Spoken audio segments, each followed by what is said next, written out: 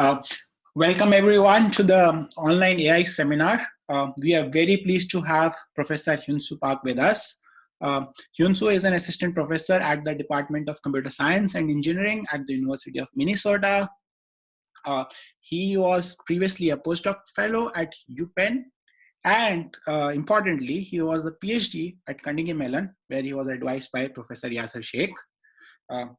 Hyun Soo is interested in computer vision approaches for behavioral imaging. He has received NSF CRI and career awards, and today is going to talk about some of the work that he's doing. Hyun Soo, thank you very much for spending your time with us. All yours. Thank you, Ayush. I'm Hyun Soo from University of Minnesota. I've been working on building a computer, the multi-camera system to measure the human behaviors, not only human, but also animals. So here I'd like to share my thought, the progress, and the future vision of my work.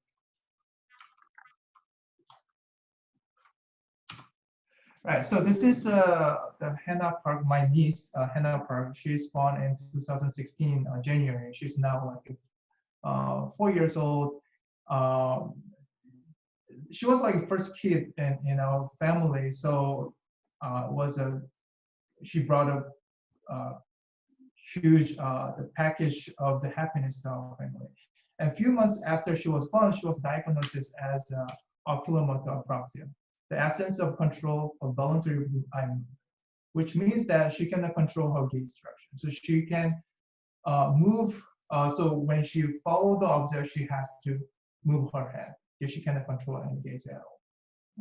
So the main characteristics of this behavior, the behavior disease, is appearing of formal behaviors. So for instance, gaze structure, facial expression, the hand manipulation with objects, and so on.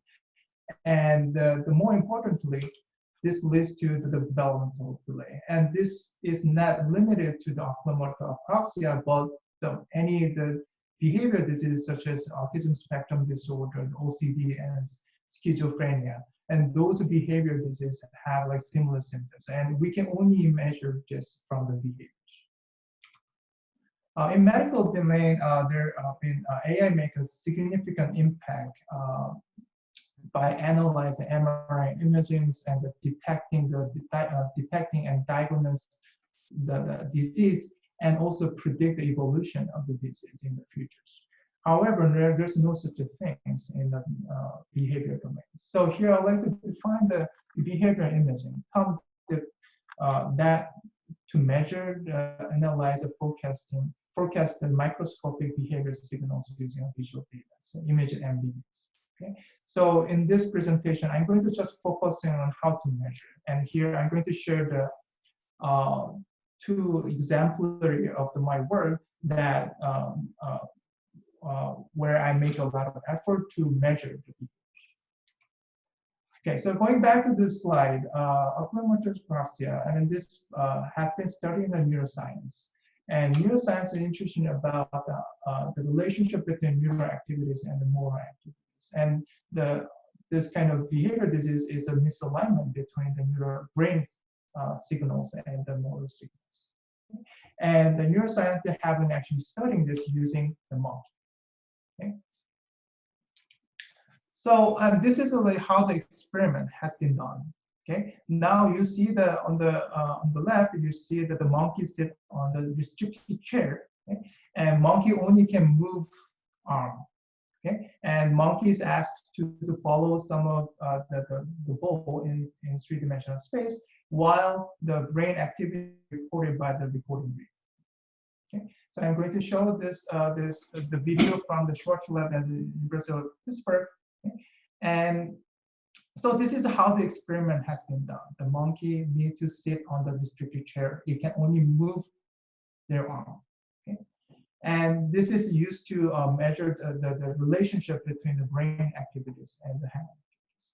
And the main reason that the monkey motion has to be restricted is twofold. One is the recording rate, the brain activity recording rate. It has to be, it is a large system, so the monkey has to sit on the chair. And more importantly, there's no such a way to measure the behaviors. So here they put the vital markers, the monkey's arms, okay, to measure. But monkeys are extremely sensitive to the markers, so they always tear off. Okay? And more importantly, there's a lot of hairs on the fur, on the bodies, the markers. So the Vicon system is not really suitable for the measuring the markers. So they have to actually, when they collect the data, they have to shape the hairs of the monkeys. So this actually disturbs the naturalistic views. So what we really want is to let the monkey move freely and navigate into the space, like this three-dimensional the case where the monkey can navigate in three-dimensional space. They can walk and climb up to the cage and so on. And I have been collaborating with a neuroscientist who actually developed the wireless the brain recording. They implant 200 electrode on the monkey brain so that we can record their brain activities. But there is no such a way to measure the body movement at this moment. So to the end, we come up with a body tracking system that can measure the monkey movement in three-dimensional space, and shown here.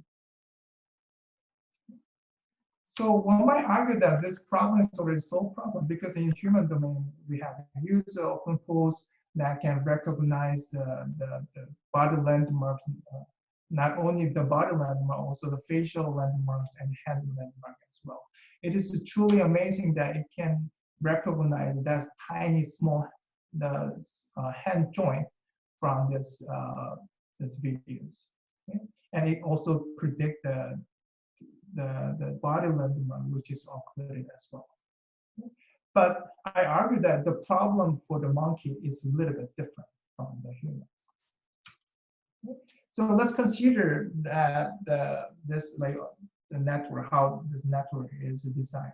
Okay, the network takes the input image on the left, and it predicts the heat map, the location of the joint, which is the distribution of the head locations. Okay?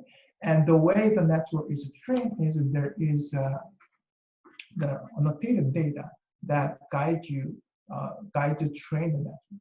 And of course, we already know that the data is more important than the network structures here. Okay? So fortunately, for the human domain, there's a large amount of data. This COCO or MPI pods that produce a large amount of the data is annotated by the crowd workers. So here, what I'm going to do is I can just compute how much does it cost to label the human. Okay. So 50 cents per annotation, let's say. Okay. And we might need more annotation than instances. So because the annotation can be noisy. Okay.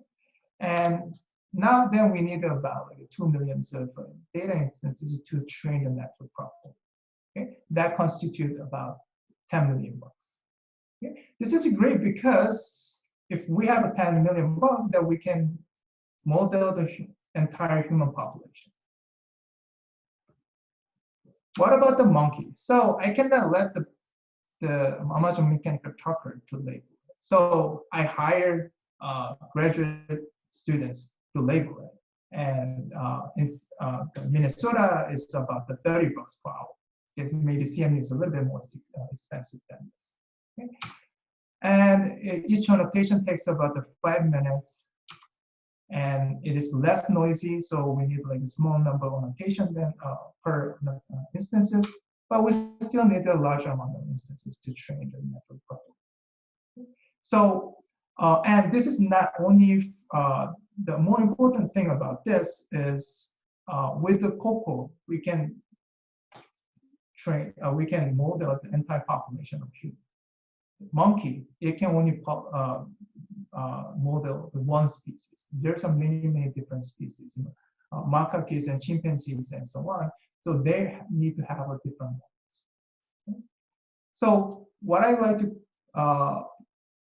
emphasize here is the same approach to model the monkey is not a viable solution. So axis here, I'm showing the number of annotated data, and the y-axis represent the number of training. Okay, so for the human case, we use a fully supervised learning. Okay, we have a large amount of annotated data with a small network that can learn the landmark locations. Okay. For the monkey, we need to be a little bit more smarter than this. Okay. So the way I am inspired by the palette, palette. So here I'm showing the stereoscopic image. Okay. And if we draw the line that passing through the nose of this cat, and then see that it ends up with different locations in the 3D space, and this is called the disparity between those two. This is induced by the different location of the cameras. And because of this disparity, we can actually perceive the 3D. So consider that the correspondence of the nose of the cat here. And here I'm showing the camera that is seen from the top view. And this is the location of the nose of the cat. Okay. If I know the camera, so location, and its correspondence, then we can triangulate in 3-dimensional space so that we can recover 3D geometry. What is so mesmerizing about the multi-cameras is if I have additional camera, now I have 3 labels. If I have 2 labels on these 2 cameras, then I can reconstruct in 3D space, and I can project back by projecting back to the other image that give you the 3 labels. So basically, I can increase number of data by simply having additional camera. Right, so inspired with that idea, come up we build a large camera system. So that consists of 62 cameras that's encapsulate the entire cage. And here I'm showing the multiview images of the cage, where if I zoom in, that you see the monkey image. So the first idea here, we can just simply augment the data with having multiple cameras. Okay, so I label 2 images. Okay, that allows me to reconstruct the geometry of the monkey in 3-dimensional space, and then I can just simply project to the others that give you the free label. So now I have annotated data and augmented data. Okay. If I have 62 cameras, if I can label 2 images, then I have another 60 free labels. So going back to this slide, by using this data augmentation, I can make this slope steeper using multiple camera system. Okay, here I don't do any more fancy stuff. I just add more cameras, and that gives the more data. Okay. And here I'm showing the pose estimation of the monkey. Okay. It detects the monkey, but the pose estimation is quite noisy and it's not really desirable. Okay. So why this is happening is still the network is hungry for the data. So the one limitation of this work is that I have to annotate. We can augment only the frame that we have annotations. We have to have annotated data, and also the annotated data can be noisy. So here we present a way to transfer knowledge across the unlabeled data. So we call this a belief transfer that can transfer the knowledge across a view using a cross-view self-supervisions. Okay? The idea is that the camera, even though it is unlabeled data, they are looking at the common object, common geometry. So there is some information that is shared between views. Okay?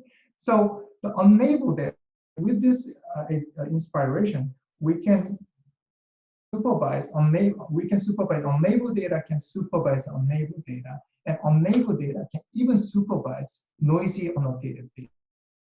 Okay? So then now we can push this the slope to the left even more.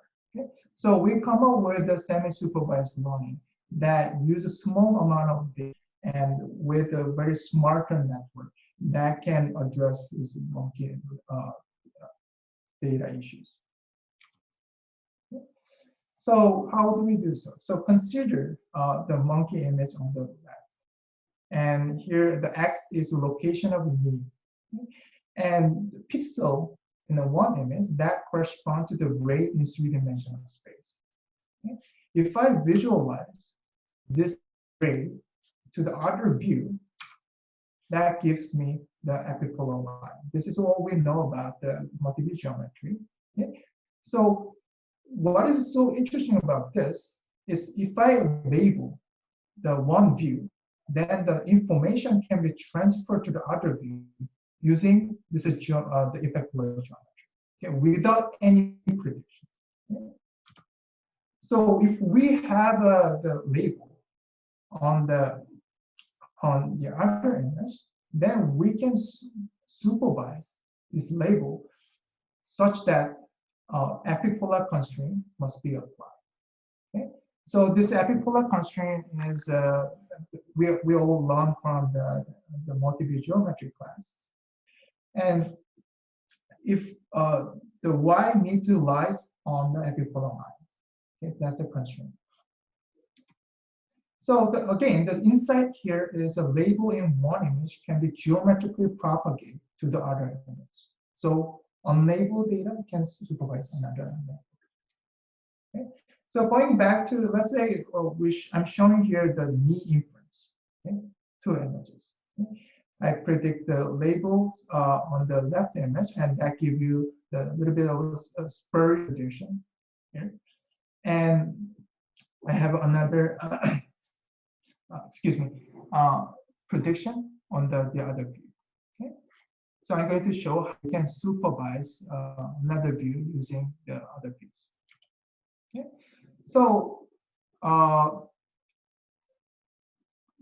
from the first equation, the epipolar constraint, what we can do is we extract, we compute the max location x star, okay, from this HIM map, and then y star, which is this HIM map, and if we know the fundamental metrics, then we can come up with a loss, multiview loss that satisfy the epipolar constraint.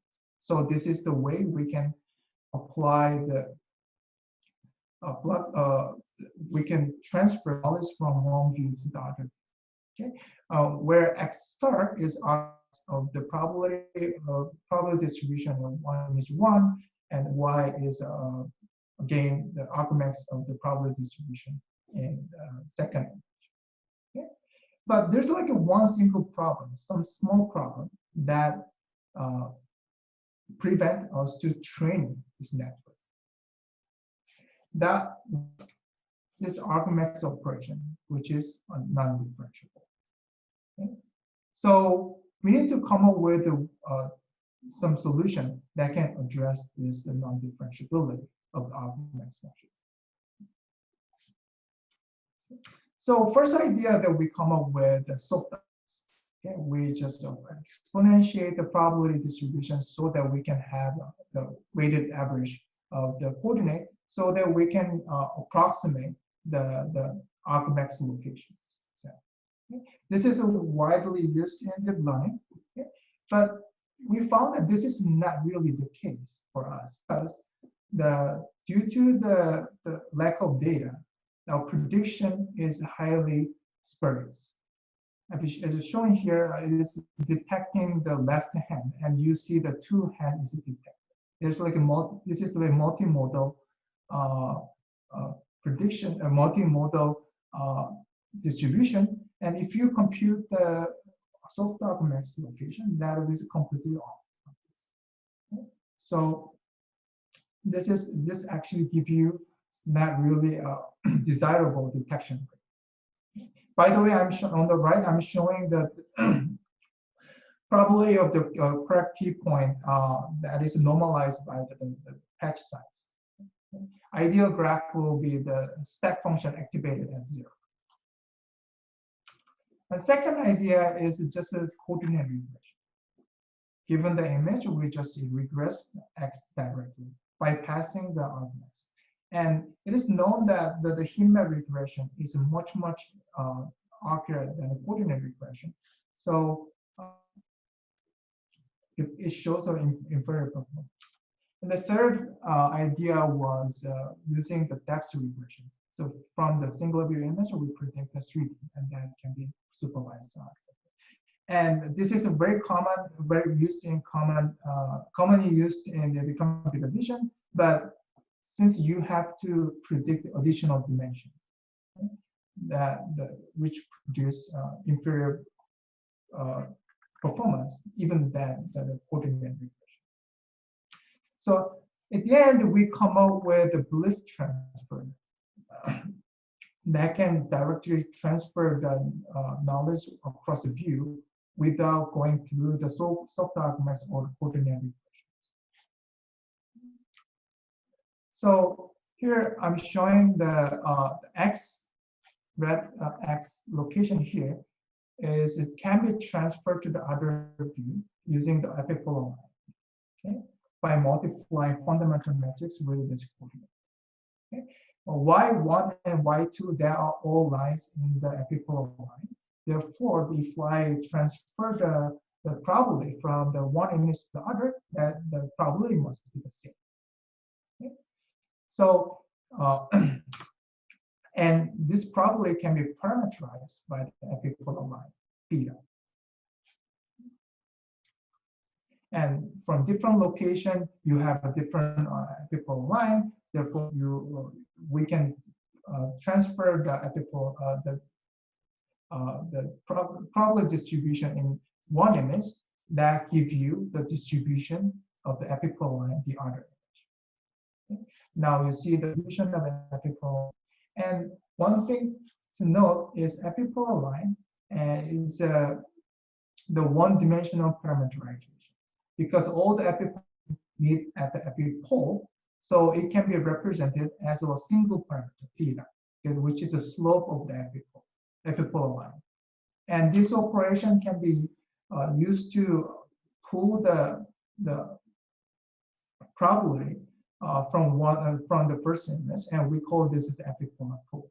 Okay? So max pooling has been used in the deep learning to pull the max response in some predefined region. Here, what is interesting is that we have to pull over the epipolar line. Okay? So the max probability of that represents the probability of the epipolar line. So for the other view, if we now we can match this epipolar distribution with the knee inference at that point. Okay. And this can be done by projecting the probability distribution to itself. That gives me another epipolar line distribution. Now we have a Q1 to 2, which is transferred from the first view, and Q2 theta, which is the probability by projecting by themselves. That gives me the epipolar, the loss function that is measured by the KL divergence. Okay. So we match the probability that is the transfer first view and the one from the second view. So comparing to the original that we compare that requires algorithm. This formulation does not require any non-differentiable operation, so that we can train from the end to end. So if you have any questions, just let me know. I'm okay with interactive presentation. So this is how the network is designed. So we have an image that goes through the neural network that predict the new location. And if the label is available for this data, then we supervise it. Okay?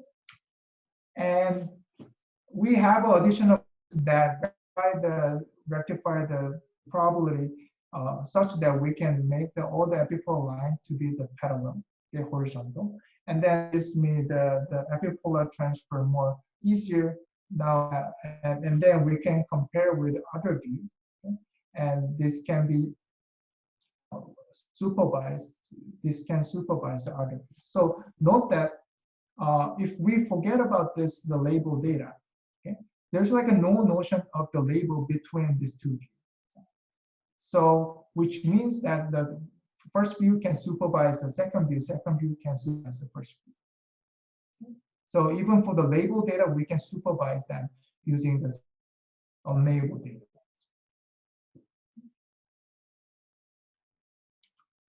So here I'm illustrating how the network trained. So at the beginning of the training, so we have a lot of, this is the left-hand recognition.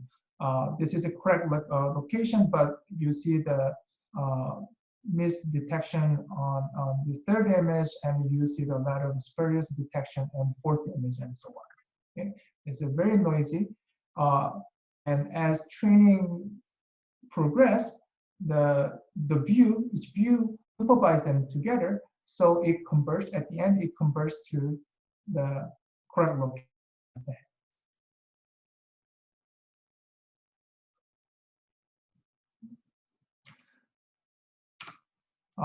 Same for the left elbow recognition. So this is the left elbow location, and you see the misestimation on the second image, and another misestimation here. But by aggregating the view, we can push them to converge to the correct location. Note that most of data is not labeled. So, but in the multi-view constraint, we can network that can supervise them.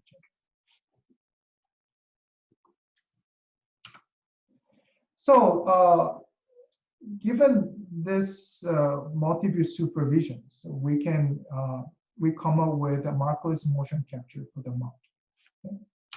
Here I'm showing the monkey 3D reconstruction of the monkey that navigate into this page and in three-dimensional way, climbing up and walking around all different places.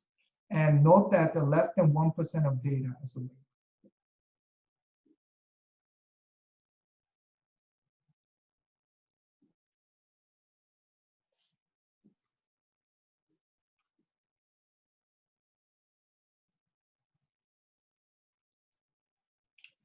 And of course, we can do the social monkey that we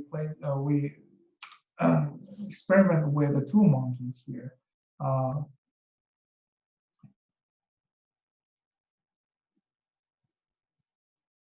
Unfortunately, the two monkeys does not really interact with each other. This is what, but we are demonstrating that this can be applied to the multiple monkey altogether.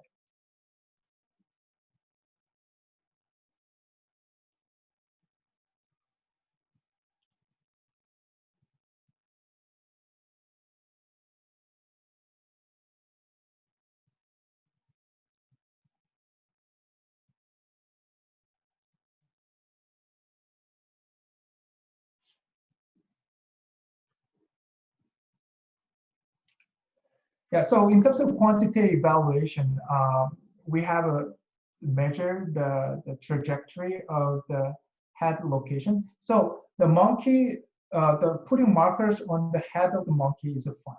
The monkey is fine with putting markers on the head, but not other body places. So we place the markers on the monkey's head. Here I'm showing the XYZ trajectory over time, okay, measured by this optic tracker.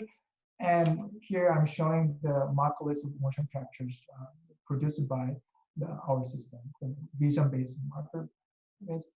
And the error is around about 6 to 7 centimeter average.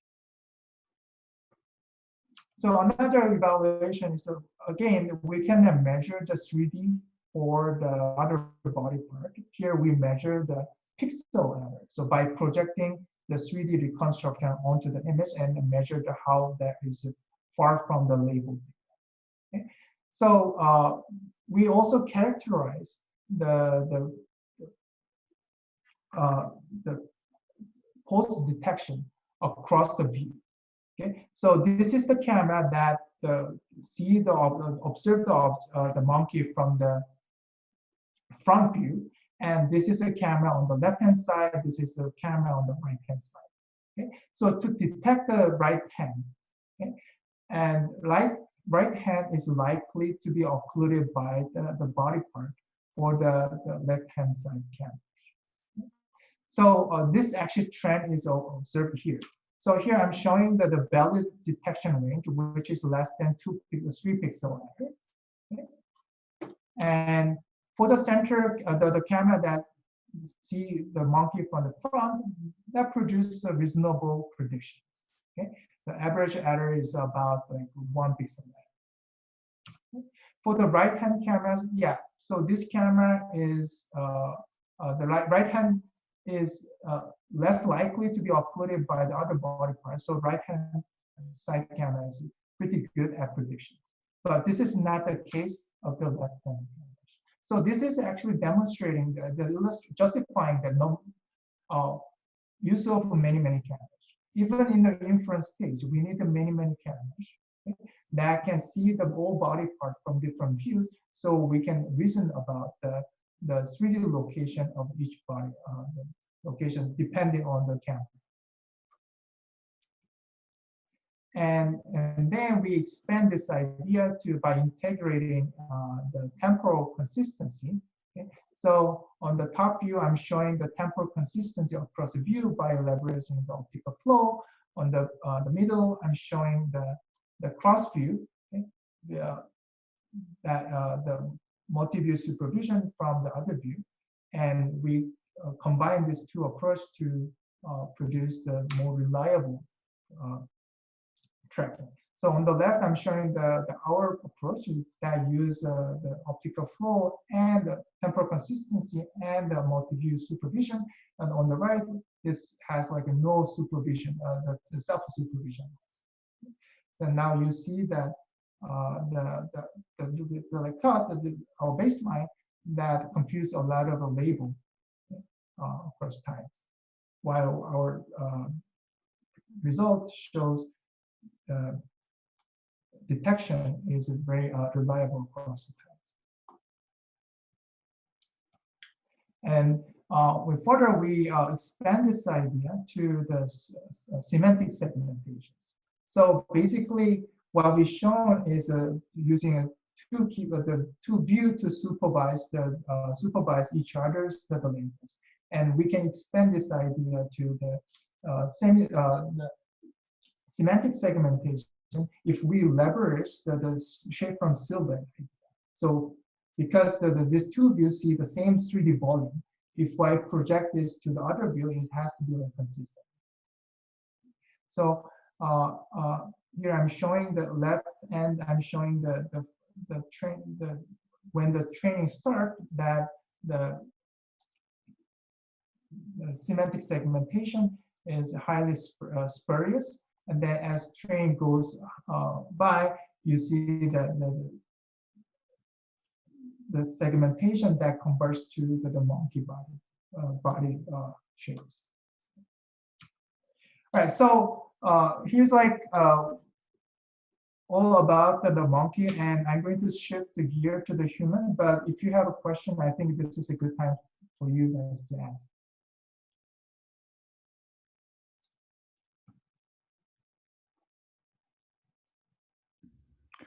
Hey, Hyun Soo, a quick question. Have you guys considered using temporal information and optical flow at all for supervision? So this is the one we use optical flow, temporal information. Oh, sorry, missed that. Yeah, so this is the one that, yeah, this is exactly what you said. We use optical flow to work the prediction in one time instance to other time instance, and then we combine that with the multi-view supervisions. And that is this is the extension of your work on the registration by supervision by the registration. Thank you.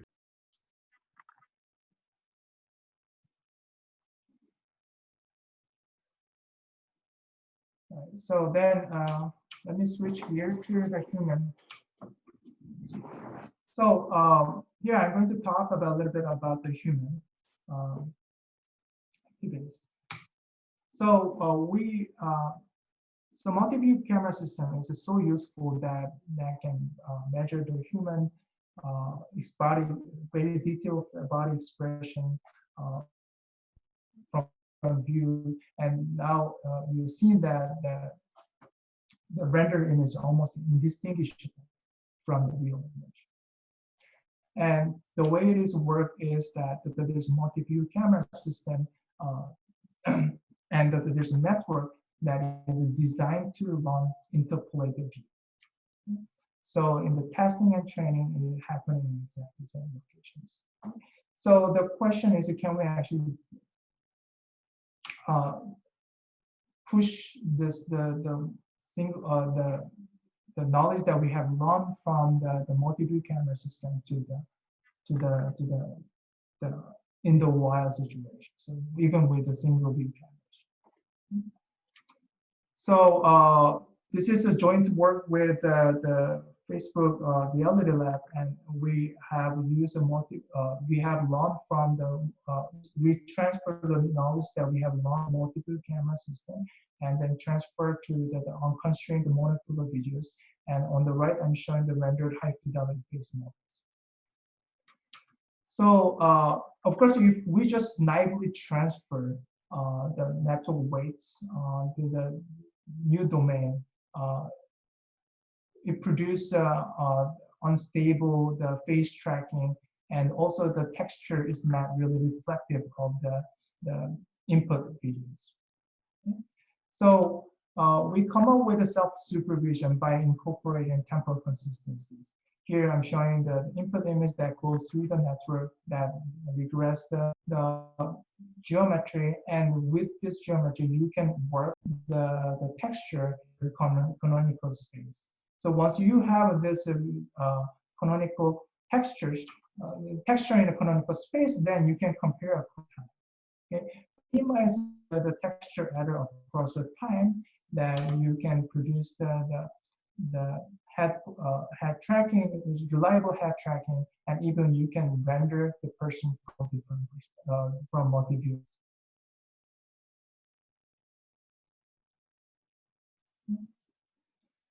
So then next is how I have quite so next question is, can we even generalize further so that we can have apply to the new identity? Okay. So this is a very compelling because eliminate the requirement of this the multi-view scanning for every subject that you render.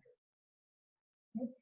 Then after that, we need some data that need to model, that can model the entire human population, so appearance of the entire populations. And so now we not only we have a multi-view data to supervise each other view, but also we need to have many subjects so that we can generalize it. And then now find a very unique data collection opportunity at the Minnesota State Fair that attracts them 2 million of people annually. Okay. So here we deploy the multi-camera system at the State Fair site, and with the help of my student, we build the hundreds. The multi-camera system consists of hundreds of 7 cameras, and there is the lighting, and there is the display that for the synchronization of these cameras. So this is how does it look. On the left, I'm showing the camera system with the lighting and the synchronization panel. So there's like hundreds of 7 cameras. And then on the bottom right, you see the people aligned to participate in this study. So last 2 years, we have collected data from about 772 subjects. So now I'm showing the video input from the 107 cameras, and we captured from the diverse subjects, and I'm showing the 772 subjects across the times. So in terms of a population, so we have a well-balanced gender, and we have a lot of subjects in the teenagers and the 20s. And in terms of the other the appearance, we have different styles of the cloth and hair in these articles. So with this data, we can do the calibration using the structure from motion. And then we can also synchronize all the camera using a synchronization panel. And we focus on 5 different body expression: gaze, face, hand, body, and arm.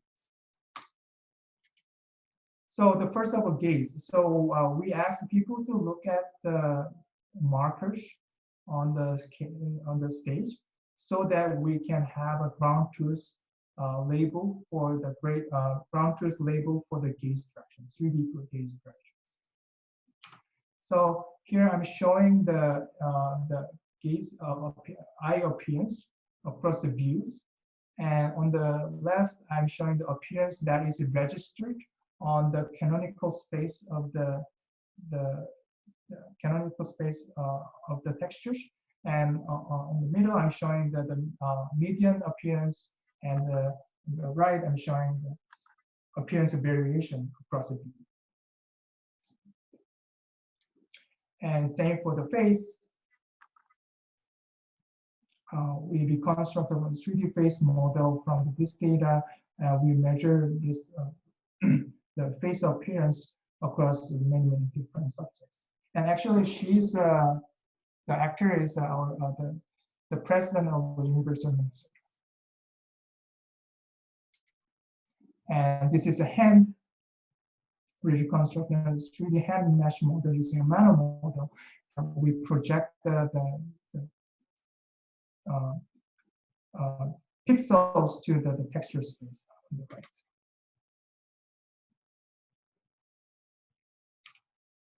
And this is the body. We reconstruct the 3D body model, and also we reconstruct the cloth of that on top of this 3D body.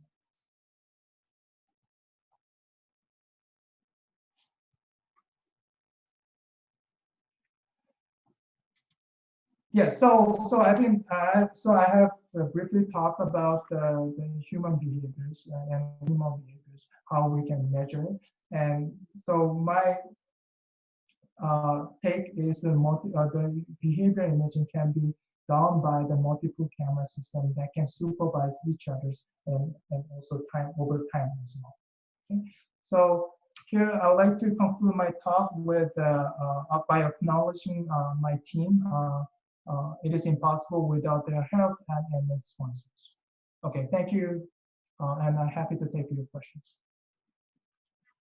Okay, we have time for questions. Maybe I'll start with mine and then people can start jumping in.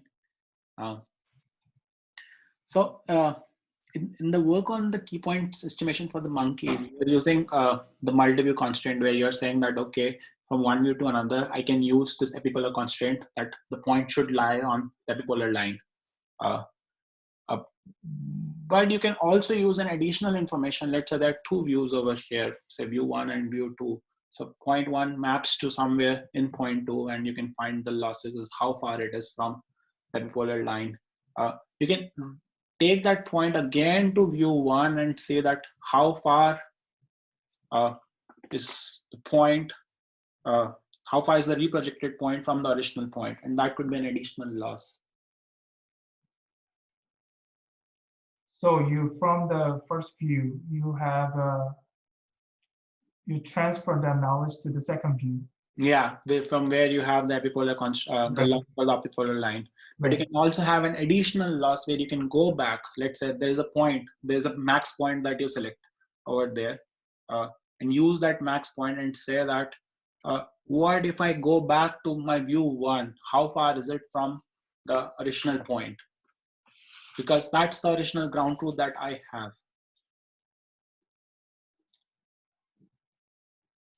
How do you have that ground truth?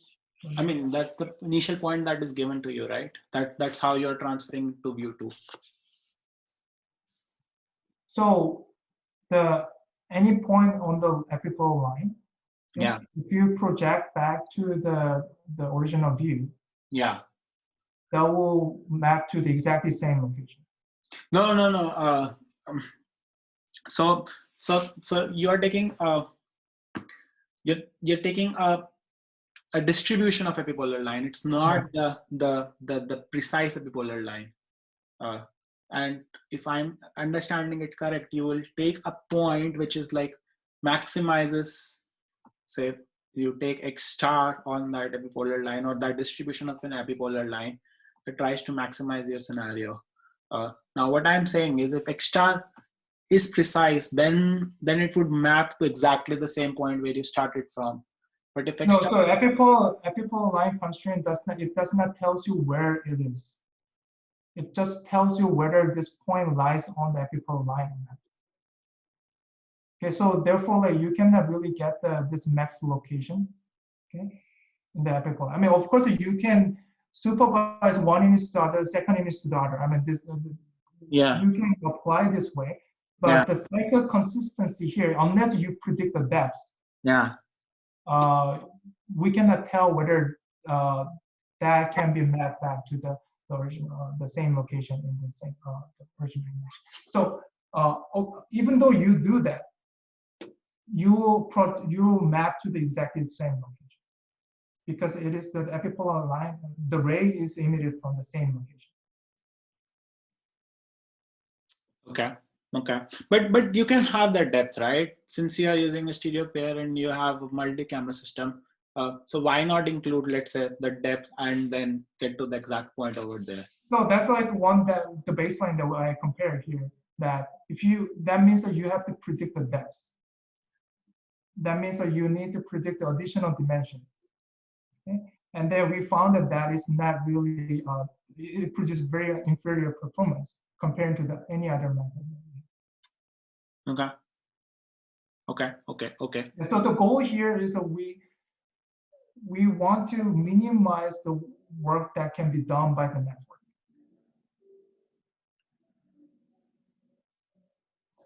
Hello? Let's see. Hello?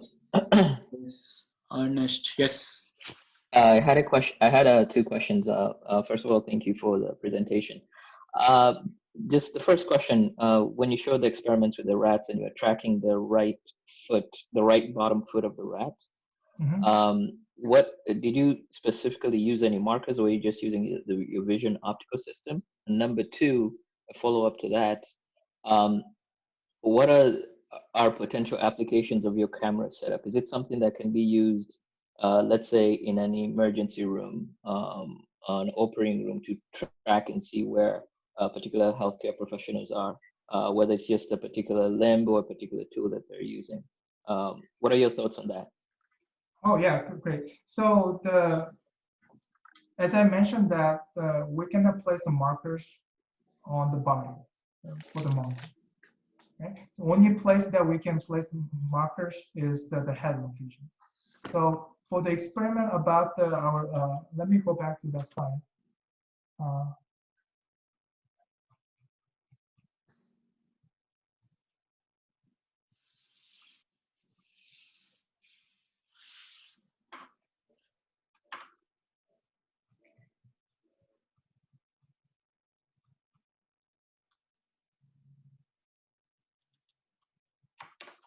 So this slide, right? Yes. Yeah. So we cannot. You cannot. So for the right hand, we cannot place a marker. Only thing that we can measure is we do the 3D reconstruction and project back to the image and then measure the pixel distance. Okay. So this is an indirect way to measure the 3D reconstruction. Okay. Does that clear to you? Yep. Right. So in terms of application of the multi-view camera system, yes, I mean, it can be applied, it can be used for the measuring the human behavior or in many different domains, like medical application, for instance, of measuring the behaviors of the surgeons and how they interact with the nurses and so on. So that's another one good application for this. And we have some project with NSF that we are pushing this to measure the behaviors of autism spectrum disorder children. So that's the another application that can be, yeah. Okay. Does that answer your question? Yeah. Thank you. Thank you very much.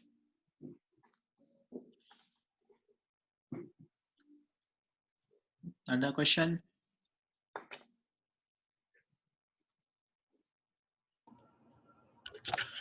Hi, yes, I have a question. Coming back to the cost of your setup for the Monkey Lab, what was the total cost of that multi-view camera setup? Guess how much does it cost? I don't know. If you said that it would cost you $12 million to annotate that data, $1 million? So considering the cost of your graduate students setting everything up, calibrating the cameras, and all of that. right. So I'm an assistant professor, and I don't have that much money to. My starter package is not really that big. So the hardware cost of the camera system will build with 60K. Wow. Okay, and the label data we have. We hired a professional labeler, and then it cost about. As far as I remember, it is about 20K for the label. And how then, much again? Sorry? How much was it? 20K. Oh, okay. 20K for the labels. And then, but this is like a small portion of label. I mean, we actually augment with the multi. Right. Great. Wow, that's huge savings. Thank you.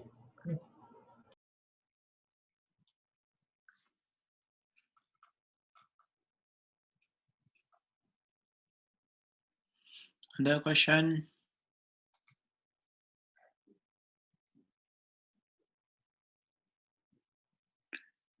I guess I have a quick question. Thanks, Hyun Soo, for the talk. So you've looked at like temporal self-supervision and multi-view registration. Do you see any other like easy targets for self-supervision that you can exploit? What do you mean by the easy target? I guess easier than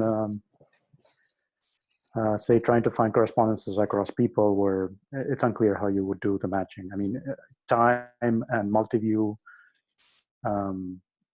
certainly multiview has a clear geometric constraint right across due to the camera geometry, and time because the frames are very close, you can probably do things like optical flow.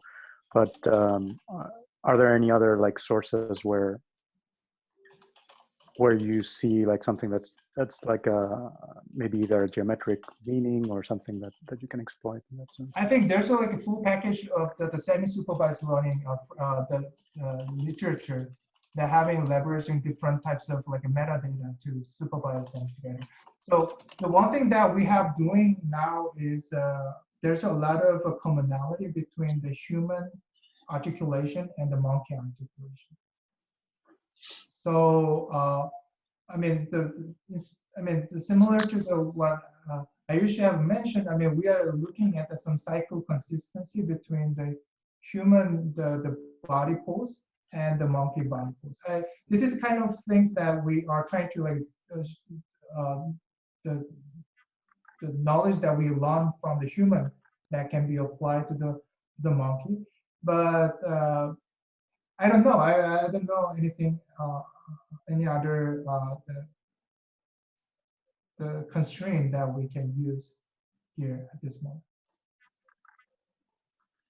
Great, thanks. I think the articulation, for example, is a good one. Like things that don't change over time, like bone lengths, for example, is maybe something. Right.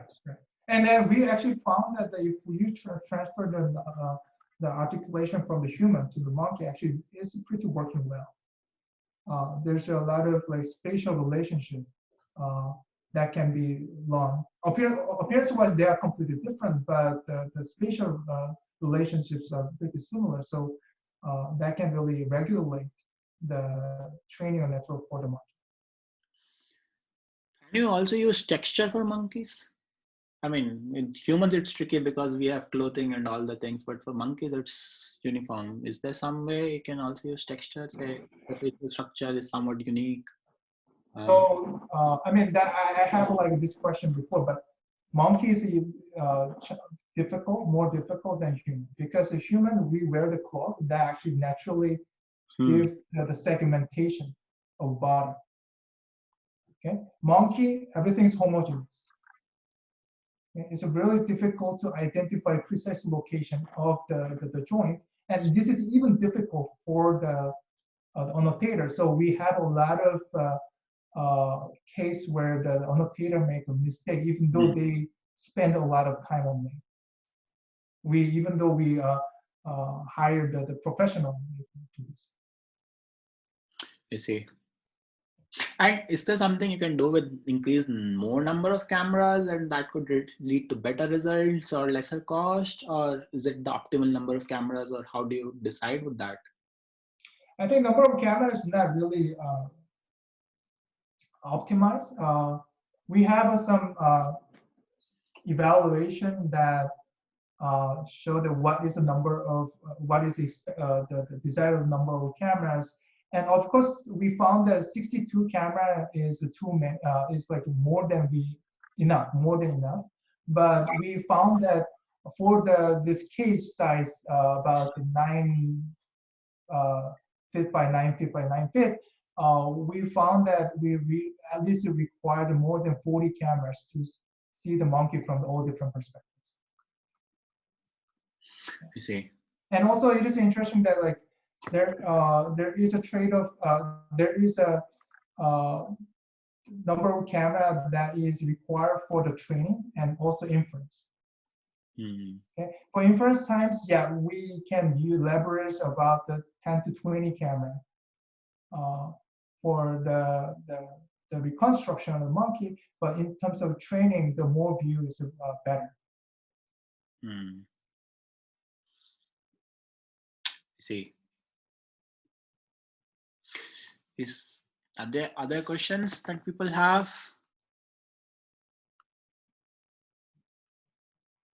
Okay, I think there are no more questions, so we should thank the speaker. We are almost. Hello. Just one question. Yes. Just the last question. Are the virtual meetings with Professor Soo still available for today? Yes, you'll have to ask him, but probably yes. Okay, I just sent you an email, so we can probably take it from there. Sounds good. All right, we should thank our speaker. Thanks, Hyun Soo. Okay, thank you. Thank you. Thank you.